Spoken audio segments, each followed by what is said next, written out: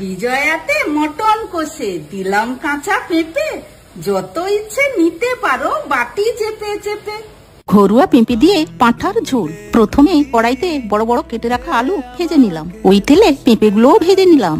আরো কিছুটা তেল দিয়ে ওতে চিনি, তেজপাতা ফোড়ন দিয়ে রসুন বাটা, পেঁয়াজ কুচি, টমেটো কুচি, আদা বাটা, লঙ্কা বাটা দিয়ে ভালোভাবে কষিয়ে পাঁঠার মাংস দিয়ে দিলাম। নুন হলুদ দিয়ে বেশ সময় নিয়ে মাংসটা ভালোভাবে কষিয়ে নিলাম। এবারে ওতে ভেজে রাখা আলু ও পেঁপে দিয়ে আরো বেশ কিছুক্ষণ কষিয়ে নিলাম। একটা হাঁড়িতে গরম জল বসিয়ে ওতে কষানো মাংসগুলো একে একে দিয়ে দিলাম। ওপর থেকে কাঁচা চর্বিগুলোও দিয়ে দিলাম। এবার ঢাকা দিয়ে সেদ্ধ হতে দিলাম। তারপর শেষে গরম মশলা ছড়িয়ে গরম গরম ভাত আর সাথে পাঁঠার মাংসের ঝোল। সব বাঙালিদের এর থেকে বেশি আর কিছুই চাওয়ার নেই।